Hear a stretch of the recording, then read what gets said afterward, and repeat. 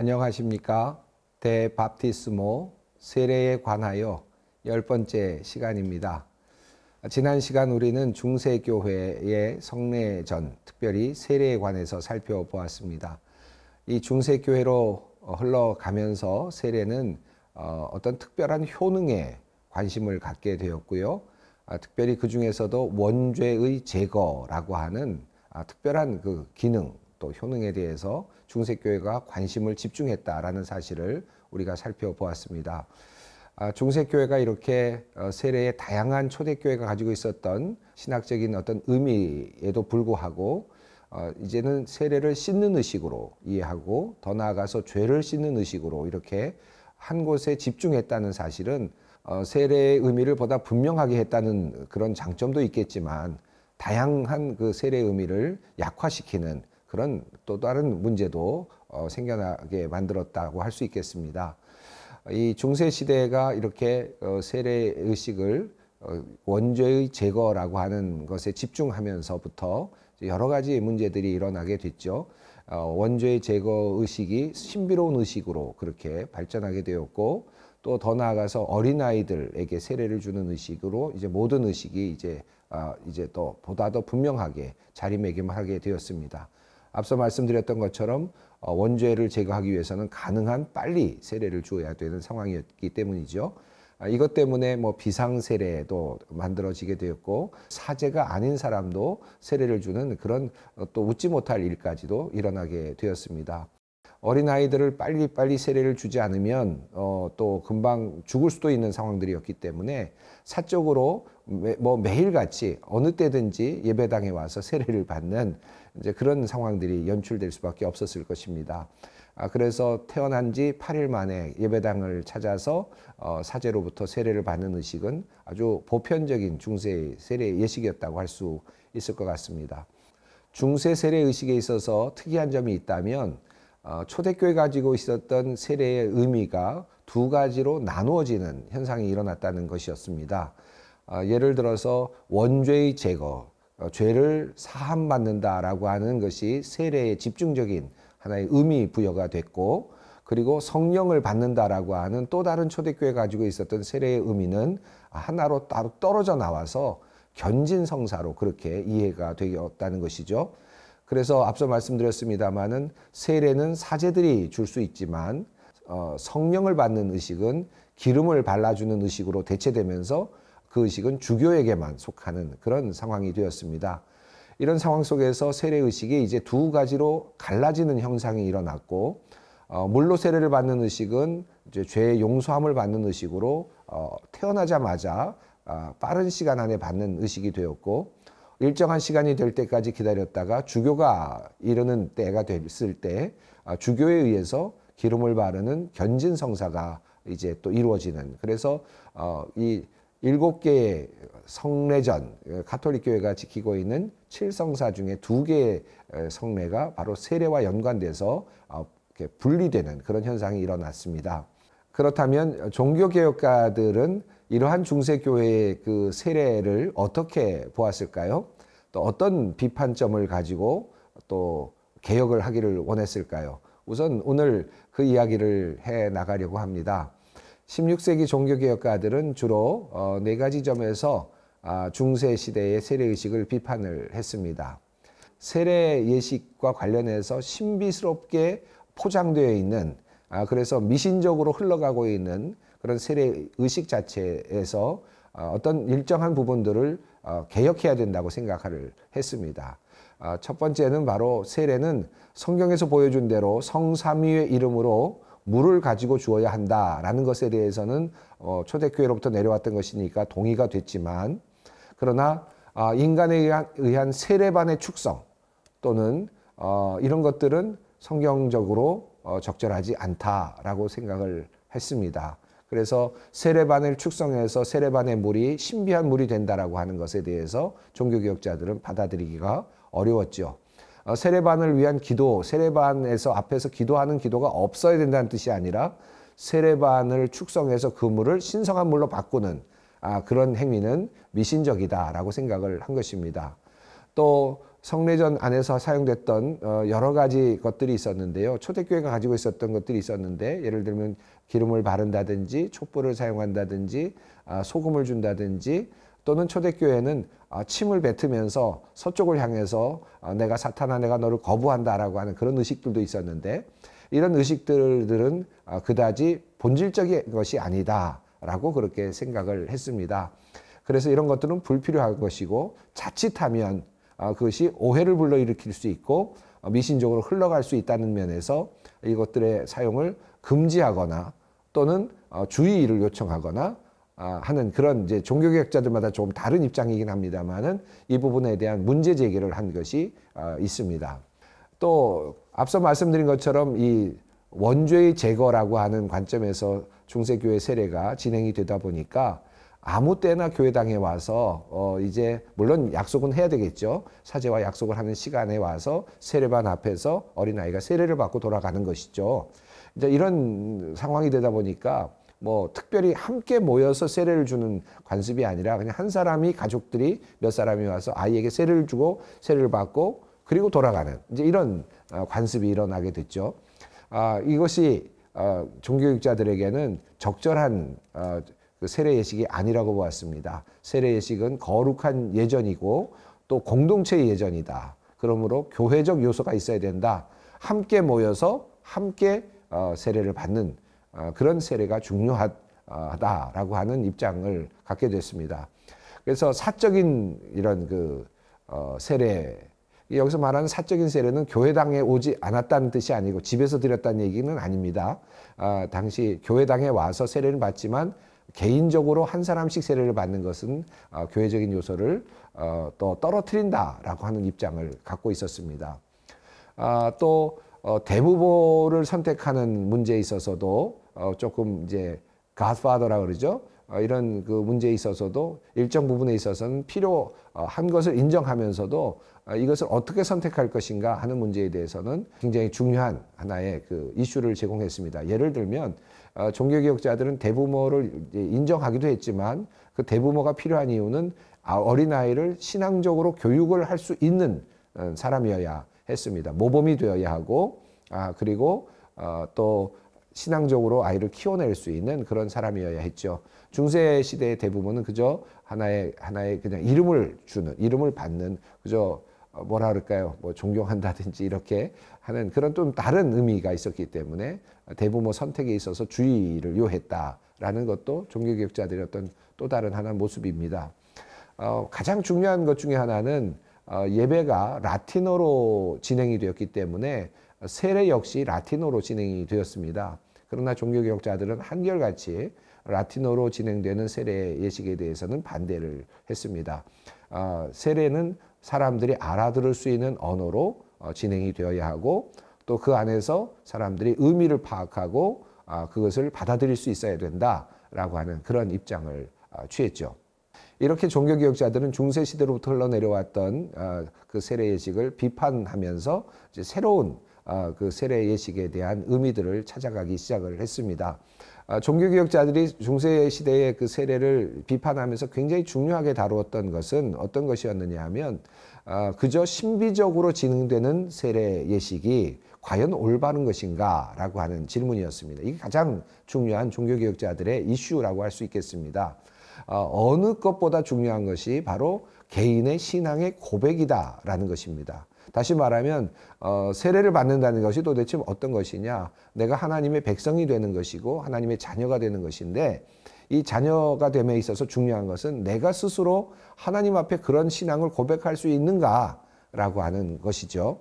그래서 모국어로 설교를 해야 되고 모국어로 예배를 드려야 되고 모국어로 세례 성례전이 또 성찬 성례전이 진행이 되어야 되고 하는 이 모든 하나의 중요한 이슈들은 다 이 믿는 사람들에게 적절한 신앙 고백이 이루어질 수 있도록 할 것인가 라는 것과 연결이 되어 있는 것이었습니다. 그러니까 사람들이 세례를 받을 때 스스로 신앙을 고백하고 세례를 받는 것이 매우 중요한 것이다 라고 하는 입장이 종교개혁자들의 중요한 하나의 관점입니다.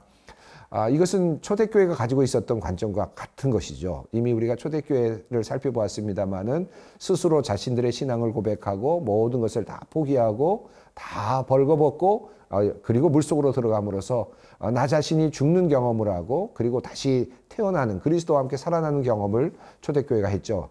이런 그 경험이 중요하다라고 생각을 한 것입니다. 그런데 한 가지 문제가 있었죠. 왜냐하면 이 중세 시대는 점차 시간이 지날수록 원죄의 제거라고 하는 신학이 강조되면서 어린아이에게 세례를 주다 보니까 유아 세례가 이제 모든 세례의 기본이 되고 말았습니다. 어른들이 세례를 받는다는 것은 아주 드문 일이 된 것이죠. 왜냐하면 어른이 될 때까지 세례를 받지 않은 사람은 그 나라에서 거의 없었을 테니까요. 기독교 세계관에서는 없는 일이 되었을 것입니다. 그러니까 중세시대를 살아가는 모든 사람들은 이미 어렸을 때 세례를 받았던 거죠. 종교개혁이 진행되면서 이것을 강력하게 주장하는 사람들이 많이 있었습니다. 그래서 아주 굉장히 강력하게 주장한 사람들은 앞서 있었던 모든 세례들은 의미가 없다. 중세시대에 받았던 모든 세례들은 의미가 없고 한 걸음 더 나아가서 유아세례 자체가 부적절하다라고 그렇게 주장하는 사람들이 있었습니다. 그래서 이런 사람들은 새롭게 세례를 받아야 된다. 우리가 고백을 하고 신앙을 고백하고 어른이 되어서 고백하는 그런 그 신앙이야말로 진짜 신앙이고 어렸을 때 알지도 못하는 상태에서 세례받는 것은 유효하지도 않고 그것도 의미도 없다. 이렇게 이야기를 한 것입니다. 신앙 고백이 세례의 의미다라고 말하였기 때문에 이제는 어렸을 때 세례를 받는 것은 의미가 없는 행위가 된 것입니다. 이렇게 과격하게 나간 그룹이 있는데요. 종교개혁자들 중에서 재세례파라고 하는 그런 하나의 그룹이 있습니다. 사실 우리가 알고 있는 중요한 종교개혁자들 중에서는 이렇게 재세례파적인 그런 입장을 취한 사람들은 많지 않습니다. 그래서 조금은 외곽에 있는 조금 더 과격한 종교개혁으로 우리가 이해하게 됐는데 이 재세례파는 신앙 고백이 있는 세례만이 중요하다고 보아서 어른 세례만을 강조했고요. 어린아이들의 세례는 받지 않았습니다. 이런 그 하나의 흐름으로 지금까지도 하나의 교단이 이루어져 있는데 여러분이 잘 아시는 침례교가 바로 그 교단에 속합니다. 그러니까 침례교는 어린아이들의 세례를 인정하지 않습니다. 또 용인하지 않고요. 침례교 같은 경우는 어린아이들에게 세례를 주지 않습니다. 그리고 어른이 되었을 때 어른이 된 다음에 스스로 신앙을 고백하고 스스로 진짜 신앙을 갖게 하는 그런 과정을 거쳐서 그리스도인으로 만들어 가죠.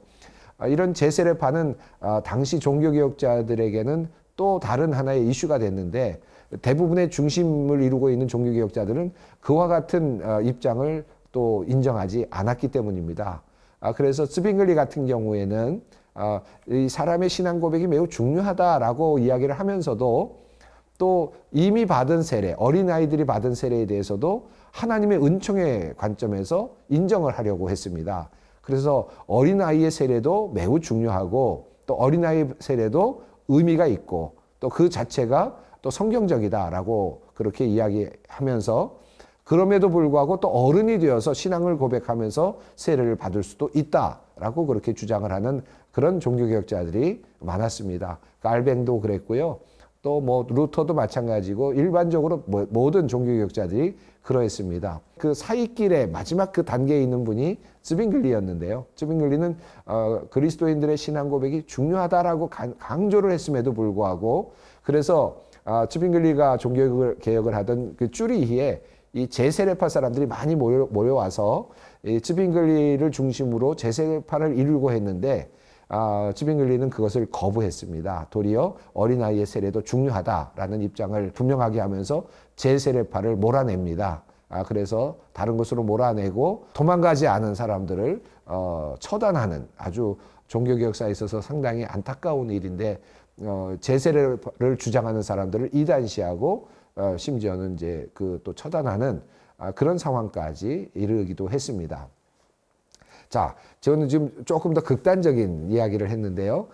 이렇게 어른들의 신앙 고백만이 중요하다라고 생각하는 하나의 그 큰 흐름이 하나 잡히면서 일반적으로 종교 개혁자들은 어린아이의 세례를 이제 좀 다른 입장에서 보았습니다. 과거의 유아 세례는 죄의 용서, 그러니까 원죄를 제거하는 신비한 어떤 효능의 차원에서 유아 세례를 받아들였다면 종교개혁자들은 그것을 받아들이지는 않았습니다. 어떤 신비한 능력을 가지고 죄가 용서되는, 원죄가 용서되는 그런 것은 아니라고 보았고, 유아 세례는 또 다른 어떤 의미가 있다고 그렇게 본 것입니다.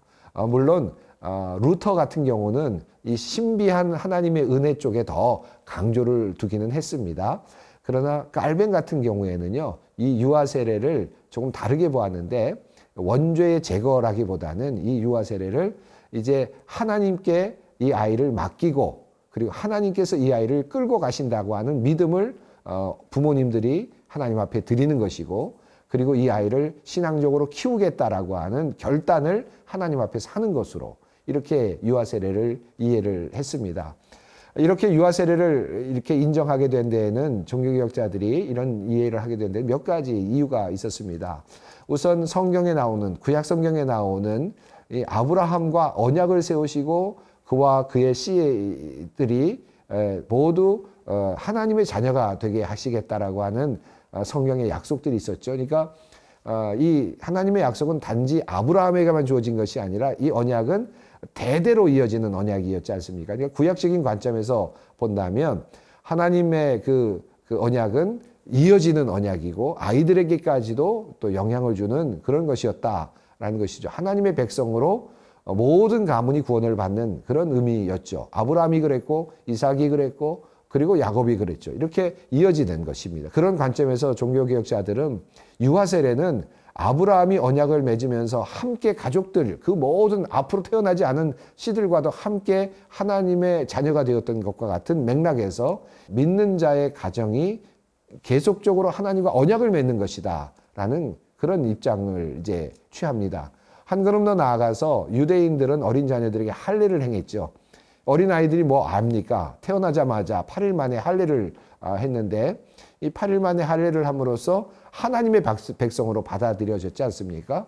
그러니까 이 세례는 과거의 유대인들이 했던 할례와 같은 것이다 라고 그렇게 이해하면서 기독교 세계관에서는 할례를 대체하는 것으로서 세례를, 어린이의 세례를 받아들였습니다.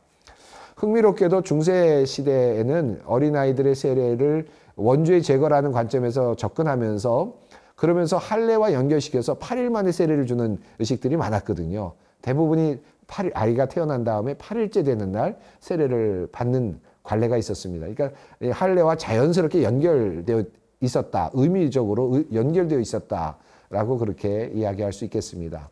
이런 관점을 우리 종교개혁자들이 그대로 받아들이면서 유아 세례는 어린아이들을 잘 양육하겠다라고 하는 그런 부모의 결단으로 이렇게 받아들여졌습니다.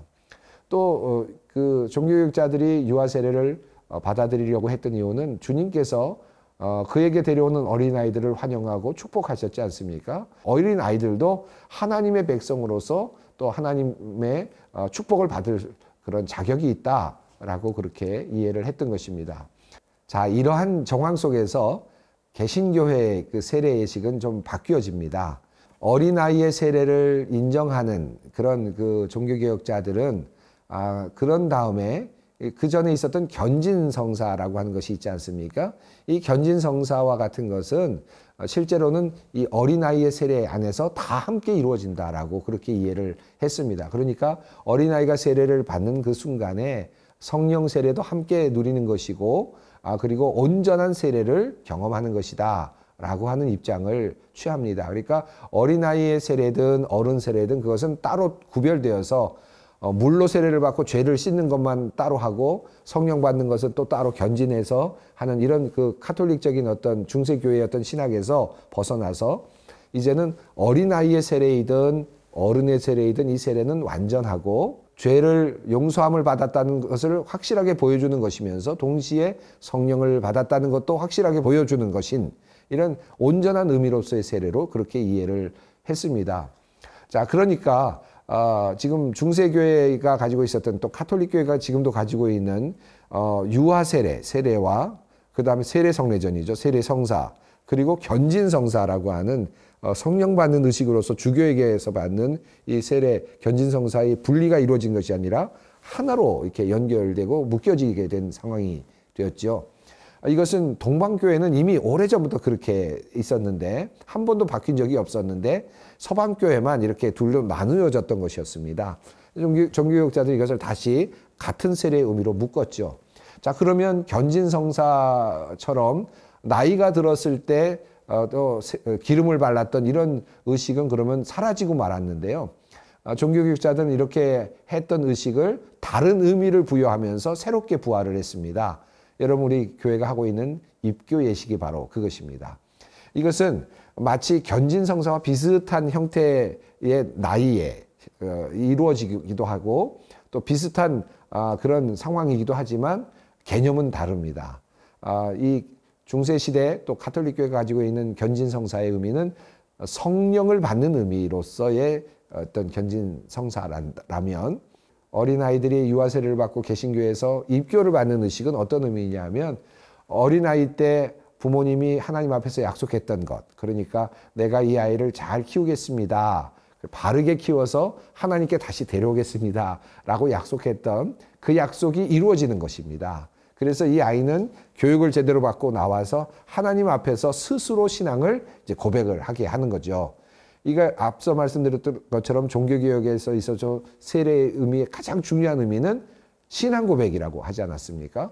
그러니까 이 아이들을 이제 스스로 신앙을 고백하게 함으로써 이제 세례가 약속으로 언약으로 이루어졌던 것이 이제 그의 것이 완전하게 되는, 그러니까 세례가 부족해서 완전하지 않았다는 것이 아닙니다. 이 아이가 스스로 신앙을 고백함으로써 이제 그 이미 완성이 되었던 것이 이것에서 실현이 돼서 이 아이가 그 신앙 안에서 살아가는 이제 독자적인 한 완성된 인간으로 살아가는 그런 의미로서의 입교 예식이 만들어졌습니다. 그래서 이 입교 예식은 개신교회에서 가장 중요하게 다루어지는 이제 예식이 되었고요. 정말 어린 아이가 세례를 받은 다음에 그리고 나중에 스스로 신앙을 고백하는 의식으로서의 입교가 된 것입니다. 중세 시대를 거쳐오면서 루터 경우에는 조금 다른 입장을 갖고 있는데요. 루터는 이렇게 신앙을 고백하는 것이다, 내가 하나님을 붙잡는 것이다 라는 그런 관점 보다 하나님의 은혜 쪽에 더 관심을 더 많이 가졌습니다. 가톨릭 교회가 오랫동안 가지고 왔던, 그리고 또 초대교회로부터 흘러내려왔던 그 중심에는 세례가 내가 하나님을 붙잡는 것이냐 아니면 하나님이 나를 붙잡는 것이냐 라는 관점에서 보았을 때 전통적인 교회의 의식은 하나님이 나를 붙잡은 것이다 라는 관점이 사실은 주된 관점이거든요.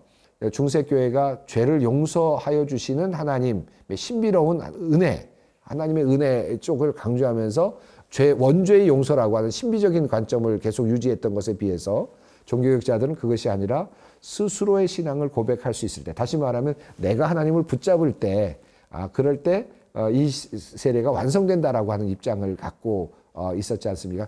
이게 과격하게 갈수록, 종교개혁이 이루어질수록 이러한 인간이 하나님을 붙잡는 행위로서의 세례의 의미가 더 강조되는 쪽으로 갔습니다. 그러니까 이 루터는 그런 의미에서는 예전적으로는 굉장히 보수적인 관점에서 하나님의 은혜가 나를 붙잡는 것이다, 이것이 세례의 의미다 라고 하는 관점을 놓치지 않으려고 노력을 했습니다. 그래서 이 개신교회는요, 이 두 가지가 다 있습니다. 이 세례의 의미에는 하나님이 나를 붙잡는 것이다 라는 것과 동시에 내가 하나님을 붙잡는 것이다, 이 두 가지가 함께 공존을 하는 것입니다. 그래서 제가 세례 받을 때마다 우리 세례 받는 분들에게 그런 얘기를 하는데, 옛날에 우리 그 대학생 선교회에서 I found it, 뭐 나는 찾았네라고 하면서 그런 그 하나의 모토를 가지고 큰 어떤 그 반향을 일으키는 그런 그 신앙 모임을 한 적이 있었는데요. I found it이라는 말은 내가 중심이 돼서 찾았고, 그리고 내가 신앙을 고백하는 그런 의미죠. 그런데 그게 아니라 사실은 내가 하나님에 의해서 찾아졌다, 하나님이 나를 발견하셨다. 그러니까 그 관점이 보다 더 전통적인 신학적인 관점이라고 할 수 있겠습니다. 이 두 가지가 함께 공존하는 것이 이 개신교의 세례라고 할 수 있겠습니다. 이제 시간이 많이 갔지만 조금 더 보수적이고 또 한편으로는 그 하나님의 은혜의 차원을 항상 생각하는 루터의 입장을 제가 조금 더 소개하고 싶은데요. 세례는 죄에 대한 축복의 죽음이다. 그리고 하나님의 은혜 안에서의 부활이다. 라는 그런 관점을 이야기했습니다. 그래서 죄로 잉태되어 태어난 옛사람이 물에 잠기고 은혜 가운데서 새 사람으로 태어난 것이다.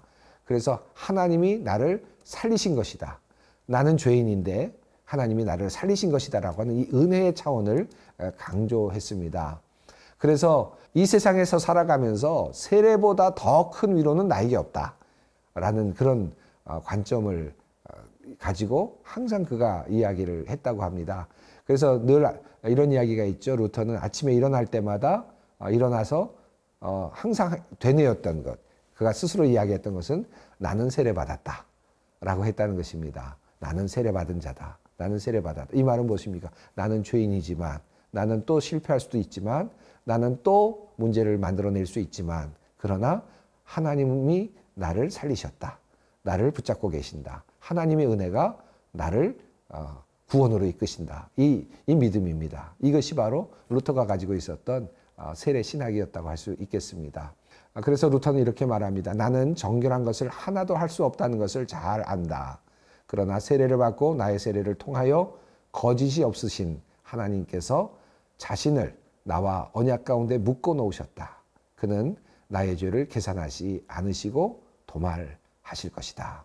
이 믿음을 가지고 항상 그는 나는 세례받았다 라고 그렇게 외쳤다는 것입니다.